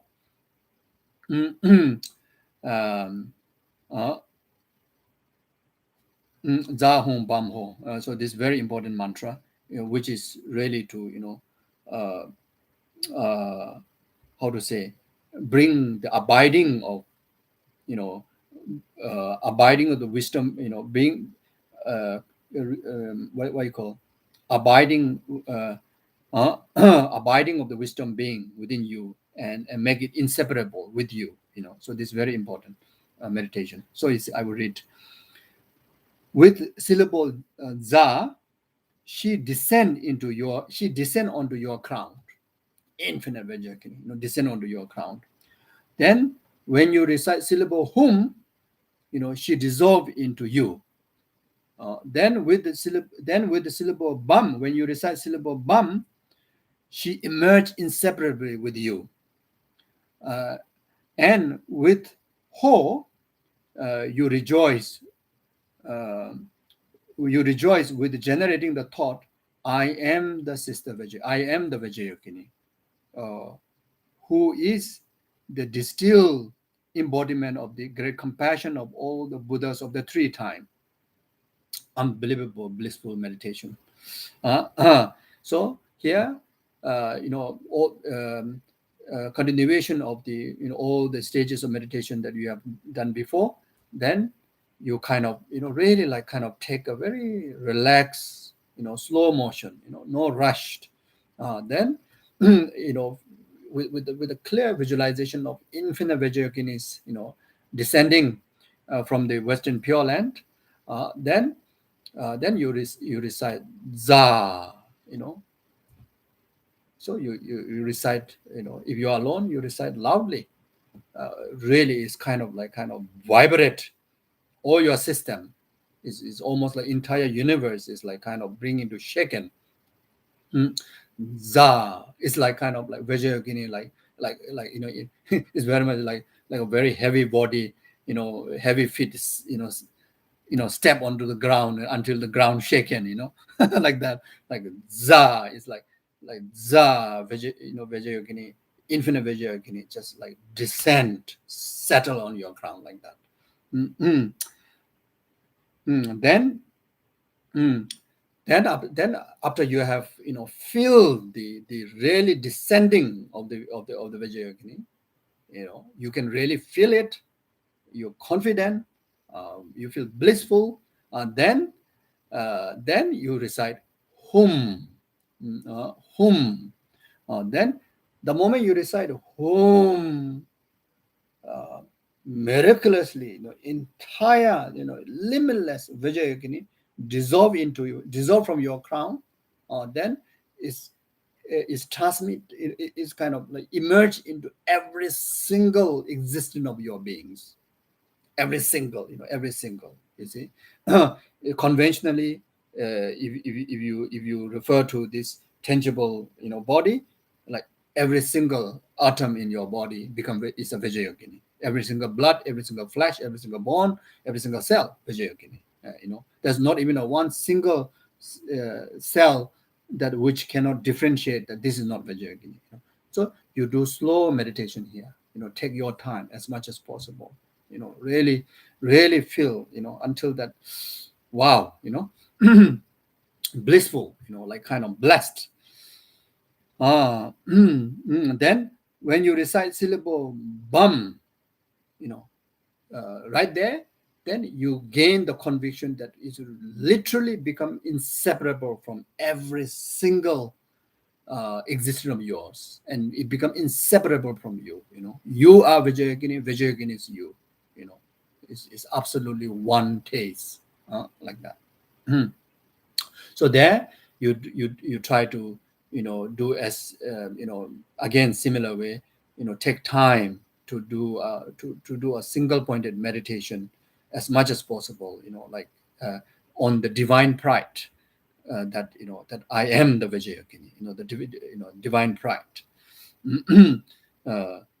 So that itself play a very powerful antidote to purify our thick, heavy, stubborn, the ignorant grasping towards the perception of ordinariness.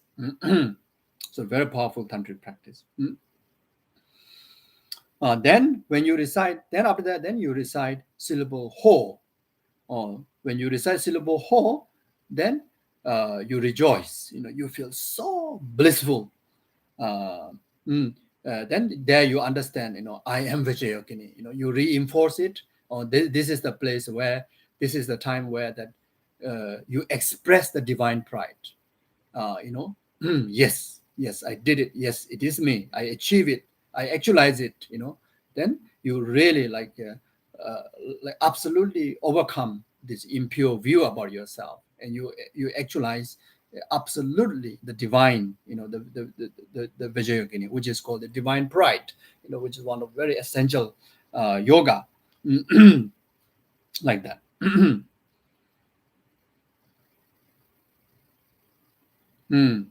Then you really feel that unbelievable blessings, that because it is embodiment of all the past, present, future Buddhas, wisdom, compassion, prayers, blessings. So then you regard that now that I truly become wish fulfilling gem to the numberless sentient beings enlightenment, like that.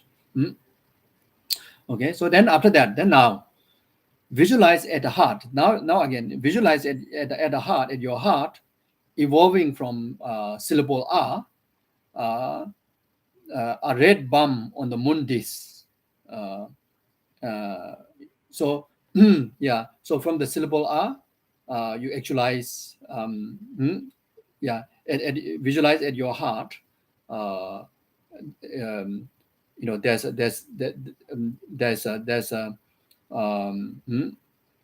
There's a syllable, there's a mundis, again actualized from syllable R. Then on top of that, there's a red syllable bum. Then on your crown, which is Vijayogini's crown, and her crown, there's a syllable R. From that syllable R, then arise white syllable Om. So if you are using the same text, in this text they put A only. So actually it's a Om. So it's not just A. So it's a syllable Om.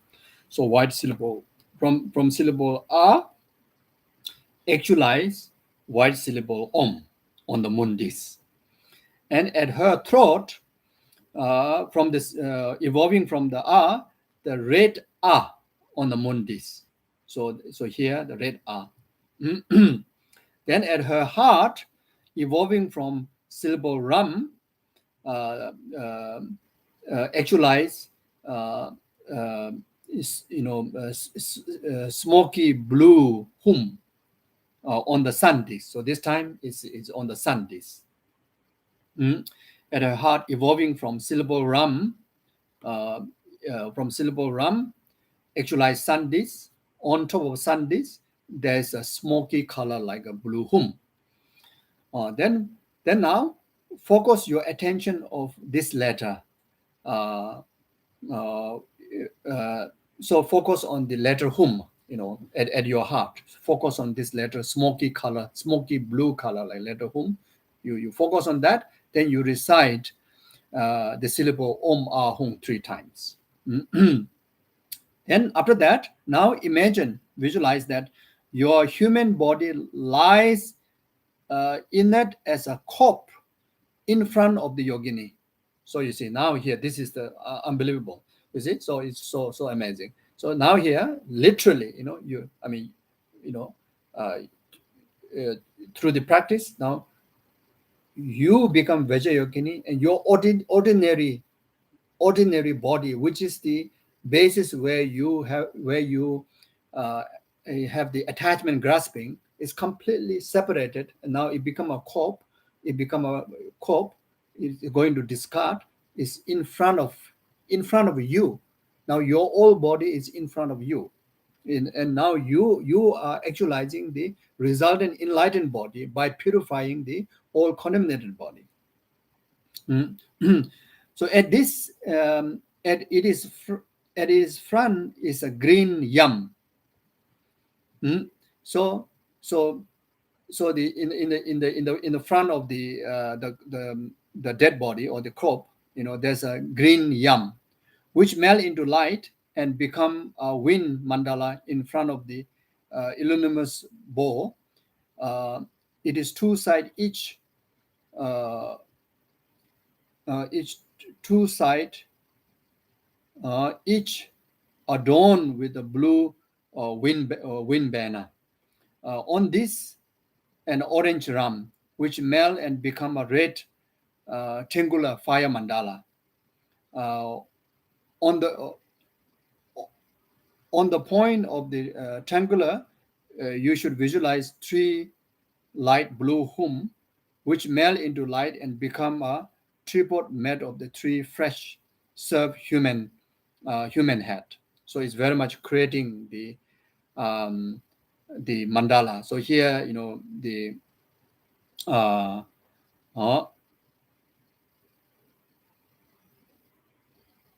the triangular fire mandala. Again, if you refer to the Vajrayoginis mandala, that is referring to that. So if you want to have a clear visualization, you can see the picture Vajrayogini mandala is a triangular fire mandala. You can refer to that.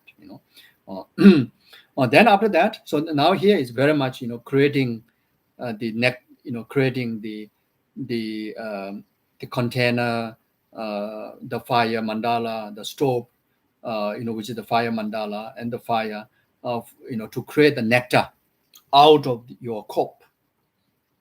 So then after that, now visualize that your mind as a Vajrayogini, slice of the cup skull at its base and place it with its open side facing up upon the tripod of human head. So you see, so the mandala is standing on the 3 3 human head.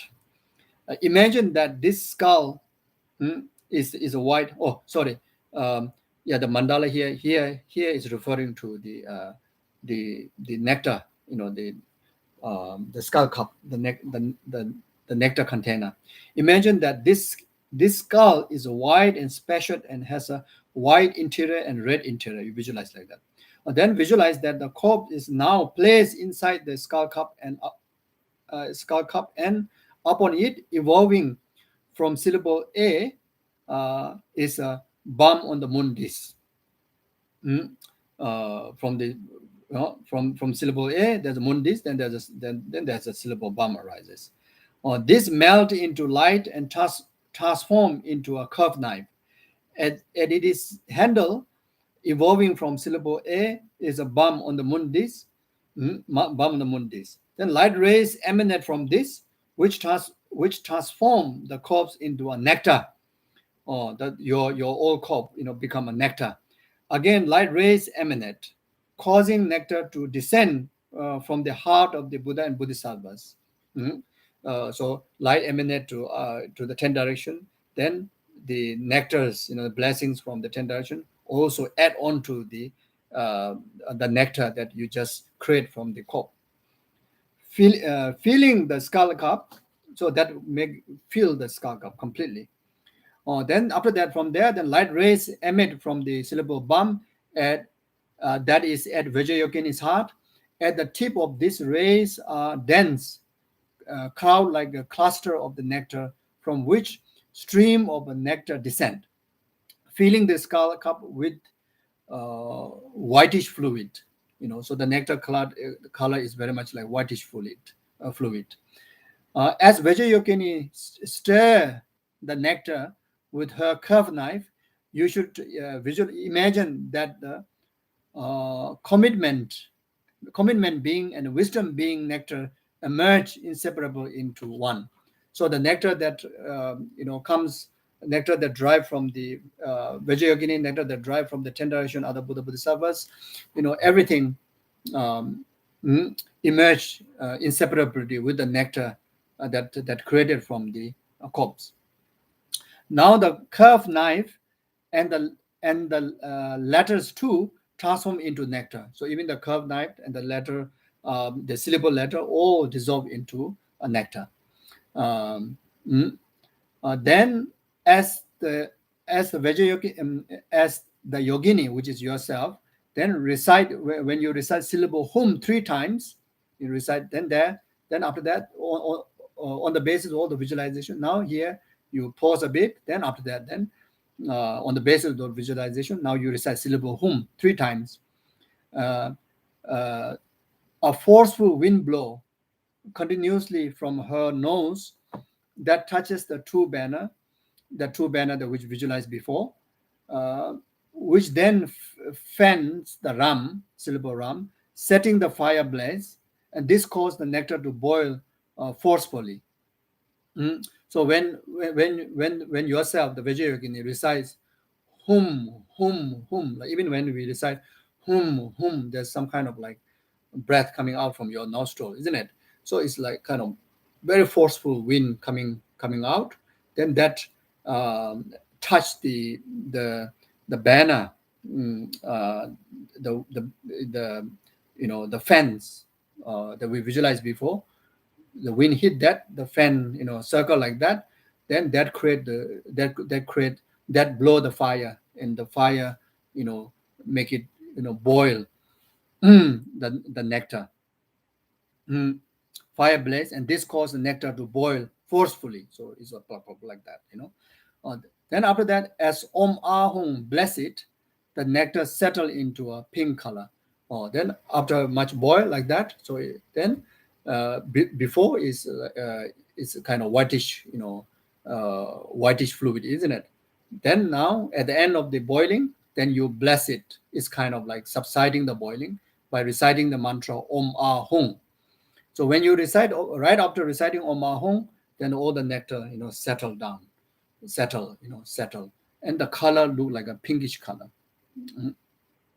Then from there, light rays emanate. Then after that, light rays emanate from syllable hum at your heart, the Vajrayogini, your heart, as the yogini, which invite countless sister yogini from the blissful Western Buddha realm. So then now, again, from syllable hum, emanate infinite light to the Vajrayogini pure land. Then again, you invite, infinite Vajrayogini, like a snowfall, like that, like before. Then you visualize, imagine that on the head of each hell beings appear as a replica Vajrayogini, who forcefully pour nectar into the mouth of that hell beings, thus relieving it from the pains of the acute heat and cold, like that. So here then you visualize where this Vajrayogini invited are gone. They're gone to the here just mentioned hell being, but you can visualize gone to each and every single 6 realm beings. So first you can visualize the hell beings on top of each hell each Vajrayogini reside on each hell being, and each Vajrayogini reside on each hungry ghost, each animal, each human, each asura, gods, like that. Or then pacified, their sufferings, like in hell, like cold hell, cold suffering, hot hell, hot sufferings. Their causes, the karma, delusions. Then you can here emerge with, you integrate all the, what you learn from Lamrim on the suffering of the 6 realms. So individual 6 realms had their own individual sufferings, isn't it? So you remember them, and you understand that Vajrayogini residing on their crown, just by reciting, touching it, it bring about purification of all those individual suffering, and they abide them into the state of Vajrayogini, like that. Every hell being become Vajrayogini, every Holy Ghost become Vajrayogini, like that. You can visualize like that. Then after that, imagine that they all transform into Vajrayogini, like that. So here is again, take time to really, it's not kind of like you imagine and just for the imaginary purpose that yes, they become Vajrayogini, not like that. Their karmas are purified, their suffering purified, they become Vajrayogini, not like that. You really, in the tantric power of the meditation, the samadhi, the mantra, the visualization, even though at this stage you are training, but it actually is possible. You see, then you may question, then how come, there are still sentient beings of suffering? So many Buddhas have the ability to do this kind of visualizations, all the masters. So how come still sentient beings are suffering? You may question like that, isn't it? We are suffering because of ourselves choose to suffer, caught up in hallucination because of that. You see, is our ultimate nature is Buddha nature, isn't it? You see, our ultimate nature is not different than the Buddhas, not different than the great masters. You see, but we choose to, stay in hallucination. We choose to stay in a delusionalized world, contaminated world. You see, so it's very much like we are, choose to remain in samsara. You see, but if we flip our grasping, if we purify that ignorance, if we purify that delusion, and this delusion, that karma, that samsara, that ignorance, it's just a mental factor, is not inherent objectively. So therefore, if our mind awaken right there, we literally become vegetarian.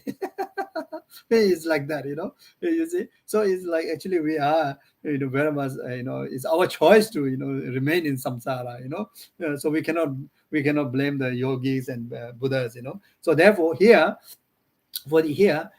you really need to understand this, and you have in this in even though after the meditation, we may go back to the samsaric way, but at least during this meditation, that you really need to have like 100% conviction that yes, samsara become empty and everyone become yogini.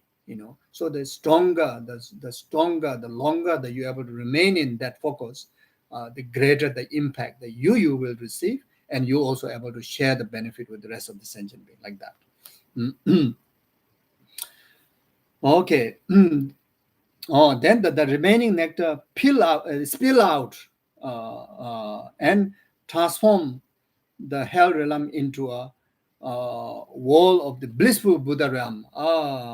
So wonderful, isn't it? So you see, so all the beings are enlightened now. So now the nectar is overflowing. Then also nectar, the remaining nectar. If there's a remaining nectar in our conceptual idea, that if there's a remaining, that you spill out, or the overflowing nectar, whatever spill out, that purify the environment, and all the environment, including hell realm, hell realm, become a pure realm, like that, pure realm of Vijayogini, the world of blissful Buddha, like that.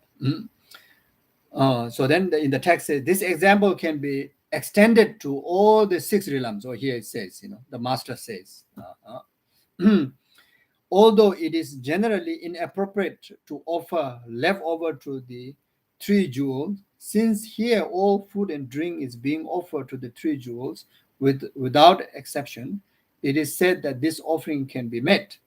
In conclusion, you should dedicate your virtues towards the attainment of enlightenment and make prayers of aspiration, like that.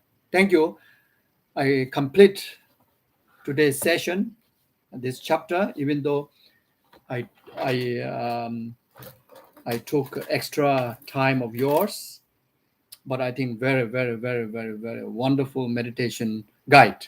So basically, if you go back and you read by yourself, it will be even 1,000 times clearer than just now. I mess up with you with where I confuse you. So so basically, so there may be some people may be asking question, since I don't have Vajrayana initiation, high Suttanta initiation, whether I can do this practice or not. No, this practice, you can do. There's no the self-generations, this self-generation according with the sadhana, the usual sadhana of the Vajrayogini. In order to do that, then you need to have the Vajrayana initiation. But then just following, according with this instruction, even though there's heavily involved, I mean everything is according with the mantra tantra practice, but everyone can do this practice, and those who are still uneasy with the tantric form, then you can use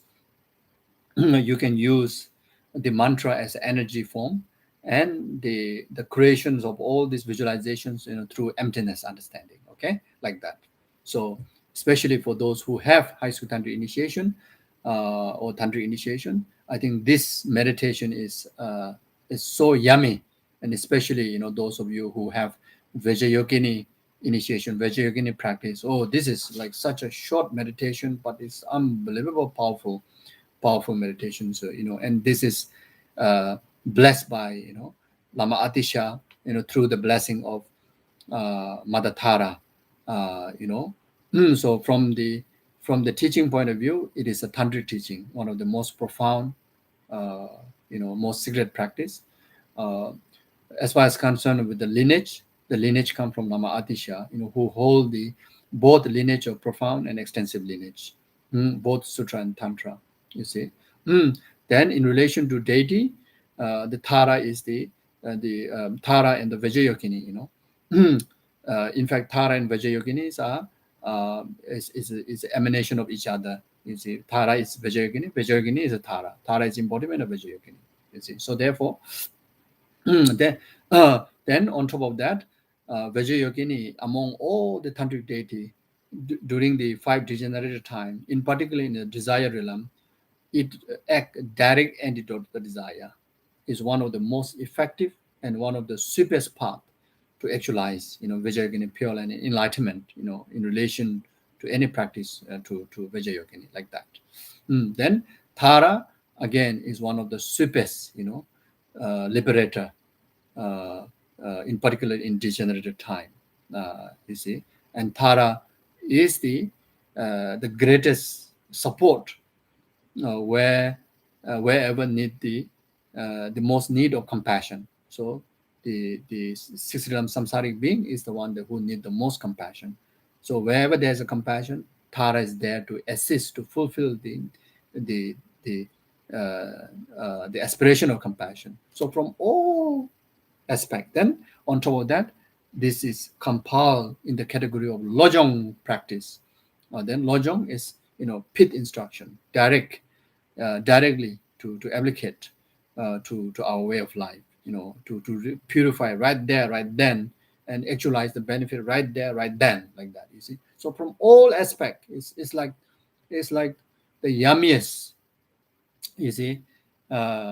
What you call it, the cream, what the cream of the coffee or cream of the cake or whatever, I don't know how to say. It's like that. It's the yummiest. You can see. It's unbelievable. You see. So we try our best, to take on to practice. Then eventually, no need to rely on the word. You capture the meaning, then you do.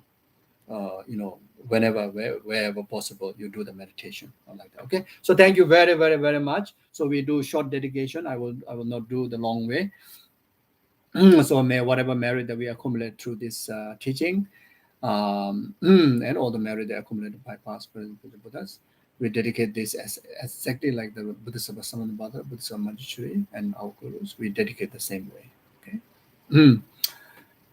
Jawade New Lama Sanji to Gune to Wachia Maluba de Zala Goraja Janjo Simjori Bojimaji Panam Kiju Jawani Bameba Gone Pevachoni Tower, Bojimaji Panam Kiju Jawani Bameba Gone Pevachimi Tower, Bojimaji Panam Kiju Jawani Bameba Gone Pevash. Garira will go away on the Benda de Wamalijo manager as one day Jazo Shabes de Bado de Jojo to the Sanji Jawed the Jogo to Chozo Government of Bataso to Jukundo Shade Pamas that they using a lot of Jetato. Chajo Zambana Jova de Dagonia Malanda Judges and Geneva, Genia Banyo, Tajuju, and Malabata Jumama by Show, Juzaname Gozer of the Genova, Juju, Yamada, and the Bedrooms as you do a Mozita to Juju. Yawago Yana Lama, the damage Jabala Longes, Adalam, and the Rotan and Doja Janico, Dojo Benato, Amikation, no Abadam Jesel, Walk to Betama Junior to Beta, Jom, the Jabarajman, the Manajo Jabalaja, and Dominic Openism to the damages of that Dominic Openism to the damages of that Dominic Openism to the damage of the Jabarajman, was any more than one of the Jabalacha. Major Javajana, then Loa, the Mother, the Lazana, and the women never do you. The budget of the Joma, the Manuation, the evolution of the Mayu, you want the center in the memory. In the Dado de Lebe Conjo, some ye, Tashi. Okay, Tuje Che, thank you very, very much. Please take good care and take good care of each other. Thank you. See you next week. Bye bye.